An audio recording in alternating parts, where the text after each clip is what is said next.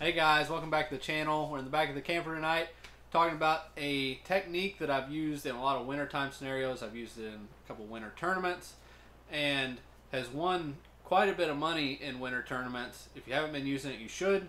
Since live scopes came out, it's kind of been a bigger deal. I've got a video actually on Lake Keowee using the same technique. Didn't work out as good for me, but it definitely can catch them in the wintertime. And I've gotten a lot of questions about it recently, so it's not something I'm trying to hide. I'll answer questions when people ask me more about the techniques that I'm doing, and obviously it's on video, so it's not really a secret. But to dig into it a little bit more, it's using a jigging spoon in the wintertime, but not the way that it necessarily is traditionally used. Since live scope has came out, there's been a few guys use it in some major tournaments, win a lot of money doing it, and I've used it in quite a few scenarios too. But where I mainly use it is on really clear bodies of water, places that have blueback herring in them. It seems to work pretty well in too. Lake Hartwell, Lake Keowee, I've used a few years ago in that tournament I was in. When I used it there, pretty much what you're doing with a jigging spoon, you're not dropping it straight down and just sitting there and working on them. You're using it almost like a jerk bait. So the jigging spoon shows up really well on live scope, and I guess you don't really necessarily need live scope, but when you can see them swimming out there in front of you, throwing it to them works pretty well. And they're used to that really fast moving bait, so a suspending jerk bait, things like that, I've literally seen where it just isn't moving quick enough for them.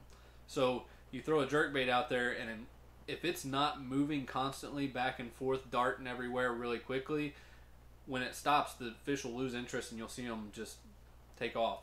But what I found on Lake Keowee, Lake Hartwell, when I was fishing those in the wintertime, I could take, and what I was using was a 3/8 ounce or I think it's the Mickey jigging spoon, Little Mickey by Cotton Cordell, and then they're just regular 3/8 ounce and whatever the size up from that is.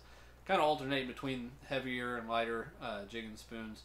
But you're literally seeing the school of them out there in front of you, throwing it out there, and then just bouncing it. And as you bounce it back over the top of them, because it's such a big piece of metal, it shows up really well on live scope.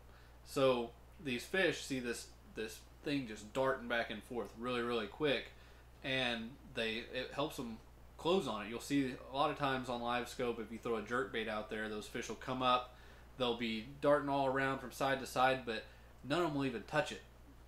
But what I found is when they're doing that, take that jigging spoon, something that's a lot quicker, and throw it out there and just sit there and bounce it over the top of them, bring it back really quick, and you'll catch them. It works really well. I use those jigging spoons. The one thing about the Cotton Cordell, which I know some other jigging spoons have the swivels on top of them so that it doesn't twist your line, which I've had some problems with those with line twist and some not. Seems like it's just kind of over time you can end up twisting your line up pretty bad with them. But I also will add, which the little ones I think come with it, but a feather hook on the back. Just I think one of the ones that I was using was like a VMC treble hook that has the feather on it. Seems to help just a little bit, gives them a little bit different look at it. When it's moving like that, it kind of looks like the fin on the back of the fish. At least that's why I like to believe. I'm pretty sure that's why it's there. But I will throw it back and forth, but primarily I'll throw the 3/8 ounce with the feather hook on the back of it. Seems to work really well for those fish. So hope that helps you guys in the wintertime. You can use that technique on all those clear lakes and hopefully catch some. Thanks for watching.